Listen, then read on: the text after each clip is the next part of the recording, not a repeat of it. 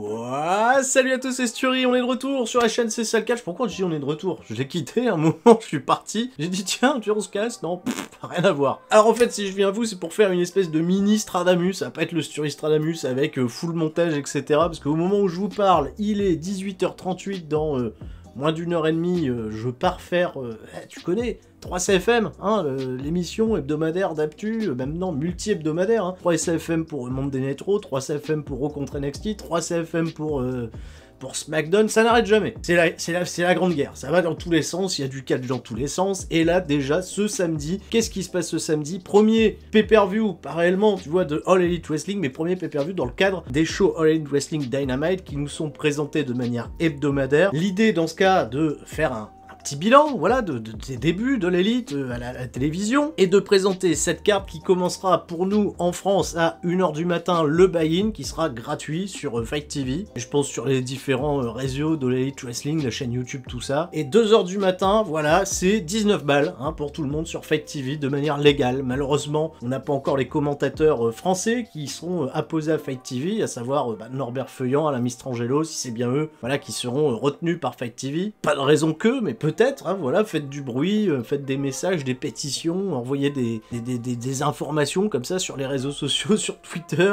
j'en sais rien, faites comme vous voulez. On les aura pas en français, mais la bonne nouvelle, c'est que, comme vous le savez, désormais, tous les épisodes de All Elite Wrestling Dynamite sont disponibles gratuitement sur la chaîne Toonami France, voilà, qui diffuse chaque mardi soir 21h All Elite Wrestling Dynamite, et ça, c'est plutôt chouette, voilà, commenté par Norbert et Alain Mistrangelo, comme je le disais à un instant. Pas encore les pay-per-view, peut-être, on y viendra, je pense, hein, voilà, il y a les Espagnols, il y a les Allemands, il n'y a pas de raison que les Français, on fasse pas partie de la grande fête. Et cette carte, les amis, je l'attendais pas encore plus que ça, j'avais pas une hype de fou avant de voir le dernier épisode de All Elite Wrestling Dynamite, qu'on vous a chroniqué dans 3CFM, puisque cette vidéo sortira un petit peu après. Et maintenant qu'on a tous les matchs, ça y est, la hype est là, le truc est en train de monter, je me dis, il n'y a pas de raison que ça se passe mal, il n'y a pas de raison que ce pay-per-view soit pas mauvais, que je ne vous le recommande pas, que je ne vous le recommande pas à visionner, à acheter, et bien entendu, j'en ferai un qu'est-ce qui s'est passé, pour vous livrer mon ressenti, mon appréciation globale de tout ça. Donc 1h du matin, non pas le kick-off, mais le buy-in, prends pas les expressions de WWE, attention, on sépare bien les univers. Le buy-in où aucun match n'est annoncé pour l'instant, mais je mets une petite pièce sur un combat annoncé de dernière minute qui opposera d'un côté Joey Janela et de l'autre Shawn Spears. Voilà, le truc c'est expliqué sur All Elite Wrestling Dark, hein, l'émission qui est diffusée exclusivement sur YouTube. Et lors du dernier épisode de Dynamite, Spears qui était en train d'attaquer Brandon Cutler après l'avoir battu, voulait lui mettre des coups de chaise, Joey Janela est venu faire le save. Bon, on sait pas trop quoi faire de ces deux mecs là pour l'instant, ils ont pas de story, on en crée une viteuf. Et probablement kick-off, voilà, on débarre avec ça et puis voilà, ça mange pas de pain, une victoire pour Shawn Spears, qu'on a besoin, je pense, de reconstruire un petit peu en tant que gros heel qui gagne des matchs, vu que il y a cette importance chez All Elite Wrestling qui est très différente, où le ratio victoire-défaite compte, hein, dans les potentiels challenges ou opportunités pour devenir champion. Ça me plaît, c'est plutôt pas mal, c'est assez bien respecté pour le moment, on y reviendra. Les championnats par équipe, tout fraîchement remportés par SCU, SoCal Uncensored, Scorpio Sky et Frankie Kazarian, seront défendus dans un triple threat match. Ils affronteront l'équipe qu'ils ont vaincue en finale du tournoi qui a couronné les premiers champions, les Lucha Brothers, Phoenix Pentagon, qui pour l'instant me régale, c'est un plaisir pour les yeux. Et la troisième équipe qui a remporté son opportunité après avoir un peu volé le tournoi, ils se sont révélés, c'est Private Party. Deux catcheurs hyper athlétiques, alors en effet peu expérimentés, mais qui vont comme ça à naviguer avec des Frankie Kazarian, des Pentagon, enfin des mecs vraiment d'expérience, vont continuer, tu vois, de conquérir le public, d'améliorer leur catch.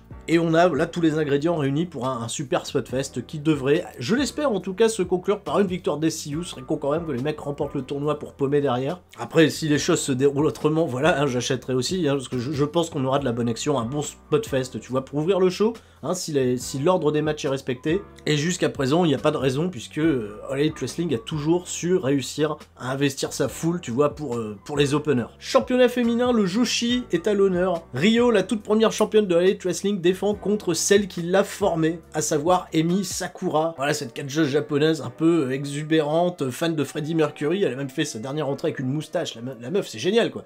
Elle a une moustache, ok, très bien, moi ça va, moi ça me plaît. Peut-être que je développe un attrait particulier à la moustache, mais bon, on a vu Robert Roode porter une moustache, on voit Rusev porter une moustache, Emi Sakura, elle se dit tiens, je vais avoir le spot moustache chez All Elite Wrestling. Ah, La foule est très réactive à Rio, hein. Ils l'ont accepté, elle est dans le cœur des fans de Elite Wrestling pour l'instant, ça marche plutôt bien. Emi Sakura, c'est seulement sur le dernier épisode justement avec le combo moustache et combat par équipe avec Jamie Hayter qui est une heal naturelle, qu'elle a commencé, tu vois, à avoir un petit peu de la hit auprès du public, parce que c'était pas gagné, elle a un personnage quand même qui est assez fun, bizarrement. Mais là où ça va être cool, c'est que ça va être un vrai match de Joshi avec un rythme plutôt effréné, je pense qu'ils vont réussir à embarquer le public comme il faut. Ça va être une très très bonne défense de titre, je pense, pour Rio, qui devrait conserver sa ceinture et, je sais pas moi, briller, continuer de briller derrière, parce que Rio, pour l'instant, c'est le nec le plus ultra chez All Elite Wrestling. J'ai un peu plus de mal avec tout le reste de la division féminine. Si vous écoutez 3CFM, vous savez que je suis pas des plus convaincus encore des Britt Baker, etc. Je suis très heureux de l'arrivée de Shana, en revanche. Shana, c'est super pour l'instant, elle montre que des bonnes choses. Mais je m'attends vraiment sur ce match, la Rio-Sakura, qu'on explose un petit peu, tu vois, et qu'on révèle un peu plus les qualités des catcheuses issues du Joshi Puroresu. Donc voilà. Bon match en perspective. Un match avec la haine et l'honneur aussi. Pac affronte Hangman Page. Alors encore une fois, hein, c'est pas la première fois que les deux hommes s'affrontent. Ils avaient fait l'inauguration, premier épisode de Elite Wrestling Dynamite, où Pac l'avait emporté sur Hangman Page. Ça se passe pas très bien pour Hangman Page, et il l'a dit, il a fait sa promo, il a dit... les mecs, je pomme quand même pas mal, hein. Bon, il s'est un peu rattrapé, victoire sur Sammy Guevara, qui était plutôt fraîche, plutôt cool. Encore une fois, un opener, bizarrement. Et Pac qui porte très très bien son nom de bâtard, hein. Le mec a essayé, tu vois, de s'incruster dans le programme avec John Moxley, Kenny Omega, bon, finalement, il en sera rien.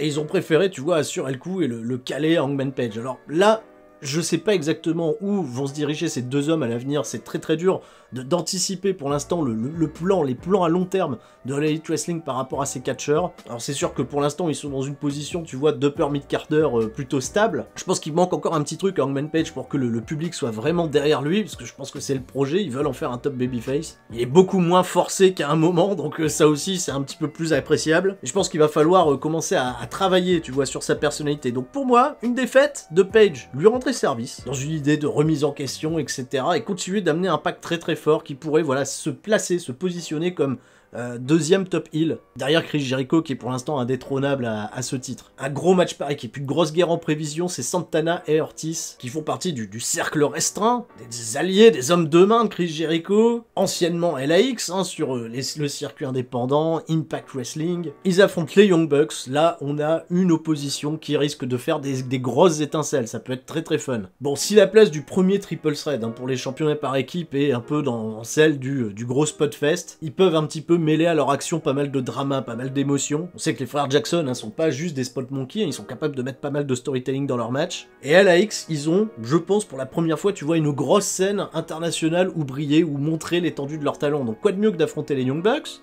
Et si je veux être cohérent sur mon idée, tu vois, de remise en question, histoire de frustrer un petit peu les gens pour pourquoi pas leur faire passer un gros feel-good moment un peu plus tard, la victoire de LAX, hein, peut-être un peu à la gruge, on sait pas. Comme je le dis, moi je mets une grosse pièce, hein, pour une intervention des Rock'n'Roll Express dans ce match, hein, mais qui pourrait peut-être coûter, tu vois, la victoire aux Young Bucks, on sait pas trop. J'aimerais beaucoup voir les Rock'n'Roll Express catcher dans les semaines à venir du côté de Elite Wrestling Dynamite.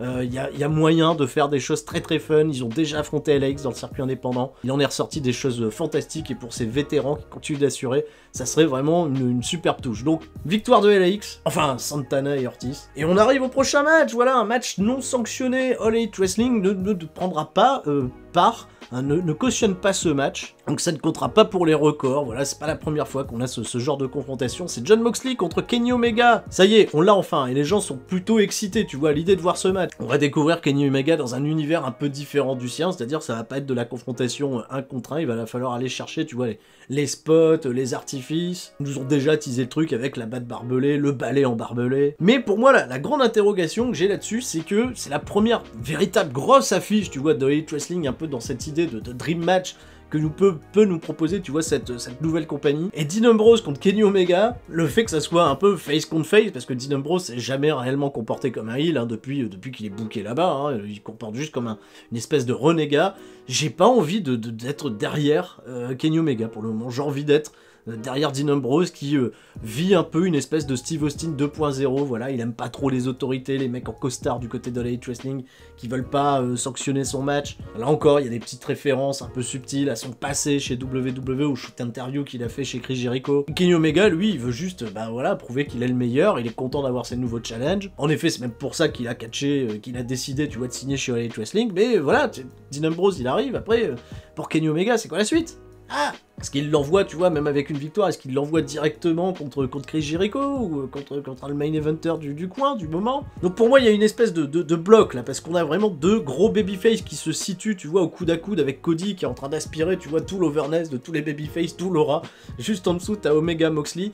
Il va falloir peut-être que l'un des deux trahisse les gens, trahisse la foule, trahisse le public. Alors est-ce que ça se fera là, ce soir à Full Gear? Ah, peut-être bien que oui, peut-être bien que non, hein, voilà, réponse de Normand, hein, je sais pas, j'arrive pas à me mouiller. Et si c'est seulement le premier chapitre d'une longue histoire, je trouve beaucoup plus pertinent de donner une première victoire à Kenny Omega. Parce que Dean Ambrose, dans le rôle du mec bien frustré, bien qu'est-ce qui m'arrive, etc., voilà, je pense qu'ils peuvent en tirer quelque chose de cool. Alors attention, Omega peut être très très bien aussi dans ce registre-là, putain c'est compliqué, il est hyper chaud à pronostiquer ce match. Bon allez, pique-nique douille, c'est toi l'andouille, je vais dire Omega, je vais rester sur Omega, et puis je vais savourer, je pense, chaque instant de ce match qui risque d'être en tout cas bien excitant. J'ai dit des grosses conneries tout à l'heure par rapport au buy-in, il y a un match qui est annoncé dans le buy-in et j'en ai pas parlé. Et ben alors, Sturie. C'est le docteur Britt Baker qui affronte Bea Priestley dans un programme qui a été teasé un peu avant Full Gear, pendant les précédents pay-per-view à Dynamite, on en a très peu vu, il y a eu très peu d'interactions entre les deux femmes, d'ailleurs la seule fois qu'il y en a eu à Dynamite, elles étaient pas forcément des plus excitantes. Alors Britt Baker, voilà, sans nul doute, c'est un projet de l'Elite Wrestling, voilà, là on voit, c'est projet, un projet, Britsburg, Bea Priestley, elle se positionne comme, voilà, cette méchante, dont on sait pas de grand chose, on comprend pas véritablement ses intentions pour le moment. Alors en effet, il y a storyline, mais c'est pour le buy-in, donc buy-in, ok, on verra bien, on découvrira, hein. Ça peut être un bon match, hein, pour les deux lutteuses, mais j'ai peur aussi, tu vois, d'un truc très faible, hein, en termes de niveau, surtout quand t'as, à côté de ça, Ryo, Sakura, qui vont avoir des enchaînements méga fluides, etc., parce qu'elles se connaissent par cœur. Britt Baker est très peu expérimentée, Bea Priestley, elle a quand même pas mal tourné, elle a un petit peu plus de galons. Mais hey, je sais pas trop, moi, tu vois, je sais pas comment le public va réagir. Alors ils réagissent bien pour Britt Baker, Bea Priestley, est-ce qu'elle va réussir à se créer suffisamment de hits pour créer une espèce d'atmosphère, surtout que c'est le match gratuit, tu vois, et c'est, je trouve, le match le plus casse-gueule à présenter. Tu vois, Sean Spears, Janela, finalement, qui serait peut-être pas dans le buy-in de ce fait, ou peut-être qu'il y sera, j'en sais rien, on découvrira. Je pense qu'ils ont plus matière, tu vois, à vraiment embarquer le public et à présenter quelque chose de gratuit, tu vois, qui te donne envie de regarder le show après. Bon, peut-être qu'il y aura d'autres choses, hein, dans le buy-in, on sait pas encore, peut-être qu'ils nous mettront, j'en sais rien, moi, Jungle Boy, Marco Stunt, le Dark Order, bon bref, on découvrira. Enfin, le main event, le match que j'attends le plus, hein, finalement, à Elite Wrestling pour ce show Full Gear, c'est l'affiche, la grande affiche entre Chris Jericho qui défendra son titre contre Cody. Alors j'étais pas très excité jusqu'à ce dernier épisode de Elite Wrestling Dynamite avec l'incroyable promo de Cody Rhodes, dans la delivery, dans l'émotion, voilà, tout était juste, tout était bien, et en plus, hein, Cody qui est à l'écoute, tu vois, des critiques, hein, des anti Elite Wrestling, parce que voilà, c'est la guerre, hein, donc il y a forcément des anti Elite Wrestling, il y a des pro Elite Wrestling, il y a la guerre avec NXT, etc. Enfin bref, moi j'aime le catch, tout le monde aime le catch, hein, voilà, aimez le catch. Il se passe quand même quelque chose de bien et Cody fait d'excellentes promos. Il est à l'écoute justement de cette audience, il est à l'écoute également de ses détracteurs, parce que il sait qu'il est dans cette position, et elle a été clairement expliquée, position de booker au sein de Elite Wrestling, qu'il a un rôle, tu vois, backstage, un rôle de management, un peu à la même manière, tu vois, que Triple H, que Vince McMahon, voilà, c'est un booker, mais par souci de transparence et d'honnêteté vis-à-vis de lui-même, il s'est dit, voilà, là je suis en position légitime pour aller affronter Chris Jericho, parce que j'ai un record de victoires qui est plutôt frais, cool, bon ok, ça va, c'est vrai qu'il a pas mal de victoires, Cody, depuis le début, c'est le face le plus populaire, quoi qu'il en soit, qui a le plus de réactions de la part du public, les gens sont à fond, ce serait vraiment très con avec une telle emprise sur les gens de pas faire ce match, parce que t'as le plus gros heel contre le plus gros face déjà, tu vois, au bout d'un mois et demi, qu'on en peut plus, et c'est super. Alors ils vont le faire, et Cody a dit, si je gagne pas, au vu de ma position, je ne rechallengerai pas Jericho, ni jamais, ni personne, je ne rechallengerai plus jamais pour le titre de championnat du monde. Ah ouais, là ça met un intérêt pas déconnant, hein. Bah oui, parce que avant qu'il y ait ça, tu vois, tu te dis, bon, allez, c'est la première défense de Jericho, enfin deuxième si tu comptes Darby Allin, on s'attend pas, tu vois, à une victoire de Cody, comme ça dès le départ, tu la sentiras un peu forcée. Mais là, avec ce truc en plus, tu te dis, il challengera plus? Vraiment? C'est compliqué ça. Alors à mon sens, c'est un leurre, c'est un incroyable leurre. Cody, il est en train de nous la mettre à l'envers. Parce que Cody, vous pensez bien qu'il va pas toujours, hein, la structure, elle est pas prévue pour s'arrêter là dans un mois. Hein, voilà, ils vont pas fermer les portes dans un mois, ça va durer, tu vois, de mois en mois, d'année en année, etc. Donc Cody, ça va pas toujours être cette figure de top babyface. À un moment, il va se dire, bon, au bout du catch, c'est pas un sprint, c'est un marathon. À un moment, Cody, on le sent tous, on sait que c'est un super heel, il va tourner. Il va abuser de son pouvoir pour se mettre dans des situations, oh là là. Donc pour moi, c'est pas grave. Pour moi, il peut perdre contre Jericho et abuser plus tard de son pouvoir pour tourner heel et re-challenger, refaire des trucs, etc. Et tout le monde va le détester autant qu'aujourd'hui il est aimé. Je mets une pièce. Voilà, une belle pièce pour vous. Faites-en ce que vous voulez. Pour moi, ce soir, Jericho gagne, tout le monde pleure. Et Cody, dans quelques mois, quelques années, il nous la mettra à tous à l'envers. Voilà. Et ça, tu vois, dans le catch, il n'y a pas de règle fixée, tu vois. Il le dit comme ça, mais il va pas le mettre noir sur blanc. Il re-challengera. Vous verrez, j'en suis sûr et certain, il va re-challenger. Voilà, c'est tout pour moi. Je vous rappelle que Fight TV, uniquement pour pouvoir regarder le pay-per-view légalement. On se retrouve au courant de ce long week-end où il y a plein d'actu pour ces sales gars. Tu auras plein de vidéos qui vont sortir, ça n'arrête jamais. Voilà, on vous prépare plein de trucs pour ce mois de novembre et le mois de décembre qui s'ensuit. Je vous fais des gros bisous à tous et je vous dis à la prochaine. C'était Sturi. Ciao, bye bye.